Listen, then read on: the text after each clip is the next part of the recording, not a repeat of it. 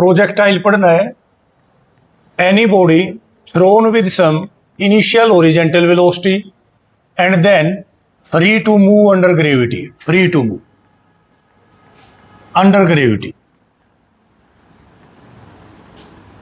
And with initial velocity. उसके पास एक इनिशियल हॉरिजेंटल वेलोसिटी है, उसको हमने प्रोजेक्टाइल कह दिया। इसको दो तीन तरह से डिस्क्राइब करना है। First one is horizontal projectile, horizontal projectile. पहले इसको पढ़ेंगे, एक बार डिस्कस करेंगे सारा। ओरिजेंटल प्रोजेक्टाइल बेटा कोई भी बॉडी अगर आपने शुरुआत में ओरिजेंटली फेंकी है, अब ओरिजेंटली इन रूटीन हम अर्थ पे रह रहे हैं तो ग्राउंड पे तो फेंक नहीं रहे। ओरिजेंटली यूजुअली कब फेंकते हैं? When we have some height. जैसे आप छत पे खड़े हैं, किसी ने की देनी थी किसी को, तो आप यूं दे रहे हैं। आपने पेन मांगा तो जरूरी नहीं है ना मैं यूं फेंकूं, यूं दे दिया। जहां पे ऑब्जेक्ट को फेंका जा रहा है विद सम ओरिजेंटल वेलोसिटी, और से ये ग्राउंड है, ये छत है, यहां से आप ऑब्जेक्ट को थ्रो कर रहे हैं और ये ऑब्जेक्ट यूं जा रहा है। इसके पास आपने जब थ्रो किया तो सिर्फ एक ही वेलोसिटी है ओरिजेंटल से यू, तो ये यूं आएगा आगे। अब हमें इसके मोशन के बारे में डिस्क्राइब करना है बेटा। मोशन के बारे में मतलब है कितने टाइम में कहां पहुंचेगा, कितनी वेलोसिटी होगी, किस टाइम पे इसके कोऑर्डिनेट्स क्या होंगे, इसकी रेंज क्या होगी, ये कितनी ज्यादा दूर जाके गिरेगा, इसको कहते हैं रेंज, ओरिजेंटल रेंज। तो ये सब डिस्कस करना है। मान लिया ये आपने थ्रो किया था एच हाइट से, तो इसके रिगार्डिंग हमें पहले से पता क्या क्या है वो देखेंगे। हेयर क्या क्या पता है भाई? ये कह रहे हैं यू एक्स, यू है, यू एक्स का मतलब अब आपको पता है velocity along x axis. U y zero है, यू वाई का मतलब है initial velocity along y axis. All of you know बेटा, ये एक्स एक्सिस है, ये वाई एक्सिस। तो शुरुआत में बॉडी ना तो ऊपर जा रही ना नीचे जा रही, तो initial velocity along y axis is zero, initial velocity along x axis is u, a x zero. A x का मतलब है एक्सेलरेशन अलोंग एक्स एक्सिस। हमने फेंक दिया, उसके बाद हम उसके ऊपर कोई फोर्स नहीं लगा रहे। क्लियर? ए वाई प्लस जी या माइनस जी बताया था? नहीं बेटा, नीचे आ रही है। जैसे ही आपने फेंका, यहां पे ऑब्जेक्ट क्या कर रहा है, अपने आप नीचे आ रहा है। ठीक है, तो अब हमें कोऑर्डिनेट बताने हैं। सबसे पहला जो आपका काम था कोऑर्डिनेट। भाई एक्स टी टाइम के बाद ये एक्स एक्सिस में कहां होगी और वाई में कहां होगी, अलोंग एक्स एक्सिस। और ये फार्मूलेशन बेटा आपको याद रखनी है फर्दर, अगर न्यूमेरिकल आपने यूज करने हैं तो। न्यूमेरिकल में इनके सीधे रिजल्ट याद करेंगे। मैं ड्राइव करवा के बता रहा हूं। एक्स एक्सिस में आपको पता है एस क्या होता है, U T plus half A T square. X का क्या मीनिंग है यहां पे? आफ्टर सम टाइम क्या हुआ होगा बेटा, ये मान लिया टी टाइम पे यहां पहुंच गई, पी पॉइंट पे चली गई, तो पी के कोऑर्डिनेट होंगे एक्स वाई। इसका मतलब है ये डिस्टेंस एक्स है बेटा, और ये जितना नीचे आई है ना, ये वाई है। ऊपर जाने वाला नहीं है आज वाई, नीचे आने वाला वाई। तो X is equal to U X T plus half A X T square. सबकी वैल्यू रखी, X is U T, that's it. A x zero है, पुट कर दिया। सिमिलरली वाई की वैल्यू मैंने डायरेक्ट पुट करता हूं। मैं वाई कितना होना चाहिए, U Y T plus half A Y T square, और Y is half G T square. ये हो, यू वाई को जीरो रखा, ए वाई को जी। दिख भी रहा है जैसे जैसे टाइम बढ़ रहा है एक्स कम बढ़ रहा है, वाई ज्यादा बढ़ रहा है, नीचे ज्यादा आ रहा है। वाई प्रोपोर्शनल है बेटा टी स्क्वायर के, एक्स प्रोपोर्शनल है टी के, जो इनमें रिलेशन है। क्लियर? अब ये कह रहे हैं बेटा दूसरा कि भाई हमारे पास जो इक्वेशन बनेगी वो कैसी बनेगी, इससे थोड़ा सा अलग हो जाए इसलिए लिया है बस बी पार्ट। इसको बोलते हैं बेटा equation of path. Equation of path, इसी का दूसरा नाम है बेटे trajectory.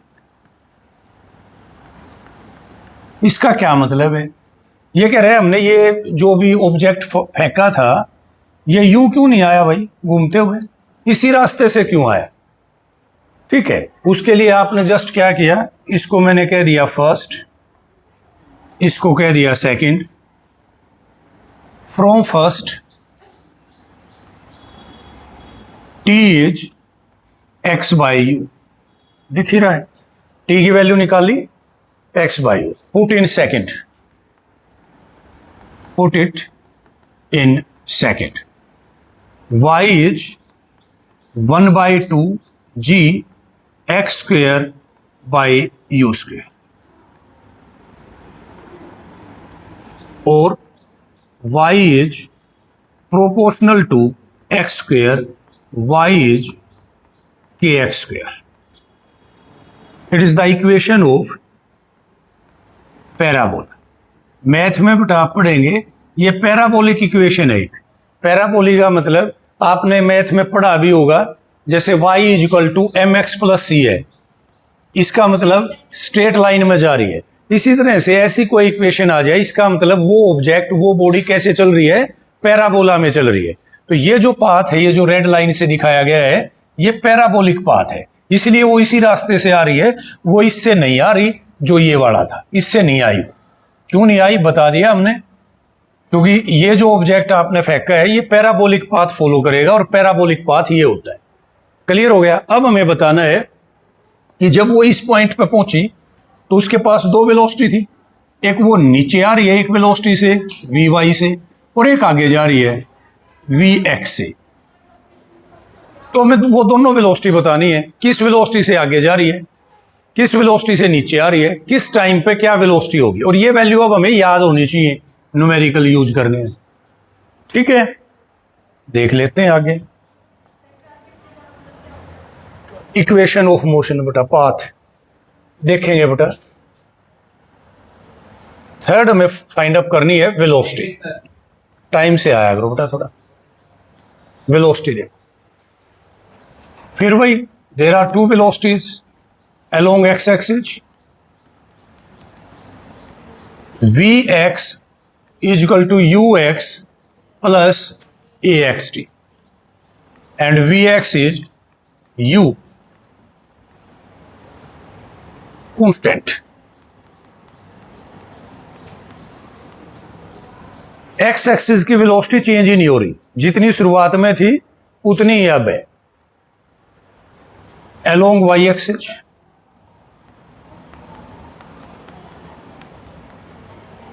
Vy is uy plus ayt, और Vy is 0 plus gt, that means Vy is gt।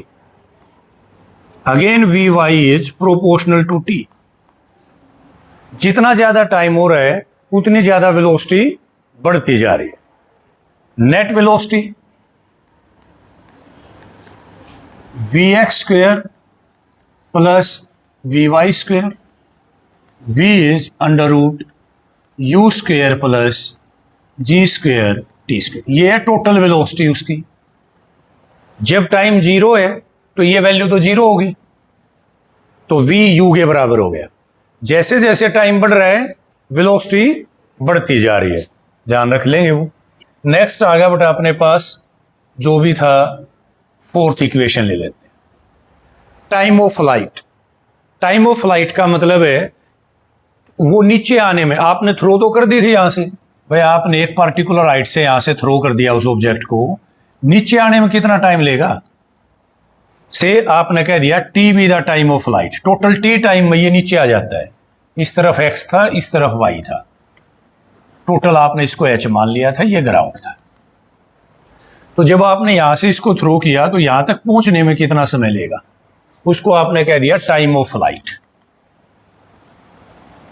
Time of flight. आप देखें बेटा, जब ये ऑब्जेक्ट यहां पहुंचेगा तो y की वैल्यू कितनी हो जाएगी, h बेटे। y यहां से शुरू हुआ था, यहां y 0 था,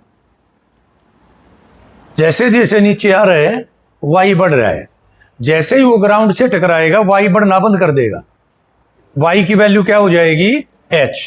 ये कह रहा है जब उसकी जर्नी कंप्लीट होगी, t इक्वल टू टी होगा, तो y हो जाएगा हमारे पास h। इक्वेशन y की हमारे पास थी, y हमारे पास था बेटा 1/2 g टी स्क्वेयर। कह रहा है y ही h बन जाता है जब स्मॉल t कैपिटल T बन जाता है। t की वैल्यू आ गई बेटा अंडर रूट 2h बाई जी। अब ये हमें पता है बेटा पहले से भी, जितनी ज्यादा हाइट होगी नीचे आने में उतना ही ज्यादा टाइम लेगा, और ये टाइम अलग अलग प्लेनेट पे अलग अलग होगा। जी की वैल्यू पता ही है आपको, ग्रेविटेशन में जब पहुंचेंगे तो ये आगे अपने पास टाइम ऑफ लाइट। एक चीज हो रहा है कि वो इसी में कंक्लूड कर देते हैं हम, हॉरिजॉन्टल रेंज, हॉरिजॉन्टल रेंज, फिर इसके बेस पे न्यूमेरिकल करके देखेंगे। हॉरिजॉन्टल रेंज का मतलब आपने जो ऑब्जेक्ट यहां से फेंका है वो मैक्सिमम कितनी दूर जाएगा, तो मैक्सिमम इस तरफ जो डिस्टेंस है वो क्या है, x है। ये कह दिया जो मैक्सिमम दूर जाएगा उसका नाम हमने रख दिया रेंज, और उसको हम रिप्रेजेंट करेंगे बेटा कैपिटल R से। तो कह रहा है x ही R हो जाएगा, x R बन जाएगा। लगातार x बढ़ता जा रहा है, पर जब ये ग्राउंड पे आके टकराएगी तो x बढ़ना बंद कर देगा, यानी x R हो जाएगा जब स्मॉल t कैपिटल T हो जाएगा, स्मॉल t कैपिटल T हो जाएगा। अब आप सबको पता है x की वैल्यू थी u स्मॉल t, अगर x R बन गया जब u एज इट इज और t हो गया कैपिटल T, और R हो गया u under root 2h by G. इसको नोट कर लेंगे बेटा। 3500 metre if the angle subtended at a point on ground by aircraft position 10 seconds apart is 30 degree while passing over z, what is the speed of the aircraft? ये कह रहा है कि aircraft है, वो मूव ऑन कर रहा है कहीं, कितनी हाइट है उसकी ग्राउंड पे, मान लिया ये ग्राउंड है, यहां पे आप इसको ऑब्जर्व कर रहे थे। ये कह रहा है it is at a height of 3500 meter. अब जो ये पर्सन ऑब्जर्व कर रहा था यहाँ पे ABC व्हाट्सोएवर, इसने नोट किया कि 10 सेकंड के बाद जो इसने एंगल बनाया ना, वो बनाया 30 डिग्री। यानी इसको आप यूं विजुअलाइज कर सकते हैं कि शुरुआत में उसने यहां देखा तो यहां था ये एयरक्राफ्ट पहली पोजीशन, आफ्टर सम टाइम ये चला गया यहां पर सेकंड पोजीशन, और इनके बीच में जो एंगल बन रहा है that is of 30 degree. The question is, what is the speed of the aircraft?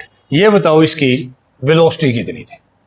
सही मायने में तो बेटा फिजिक्स का काम कम रह गया है, इसमें मैथ का ज्यादा हो गया। ये कह रहा है एयरक्राफ्ट फ्लाइंग एट, ये हाइट दे दी हमें, टाइम दे दिया, टाइम दे दिया तो ये डिस्टेंस तो आ ही गया। ये डिस्टेंस मान लिया मैंने x है, कितना होगा ut, यानी 10u। अगर मैं इस हाफ इसको मानूं तो ये एंगल कितना होगा 15 डिग्री, और ये डिस्टेंस कितना होगा s, x/2। अब हमें पता है ये एक राइट एंगल ट्रायंगल है बेटा, राइट एंगल ट्रायंगल में हमें ये साइड दे दी s, ये साइड दे दी हमारे पास 3500 मीटर, और ये एंगल दे दिया 15 डिग्री। टेंजेंट थीटा यानी 10-15 equal to s perpendicular by base, यानी s बराबर 3500 इंटू 1015 और हमारा x तो कितना है 2s है, दैट इज 7000 1015 और हमें चाहिए u t इज 7000 1015 t की वैल्यू रख दी 10 second u is equal to 700 tangent of 15 table से 10 15 की वैल्यू रखी मल्टीप्लाई किया आंसर आ गया दैट्स इट।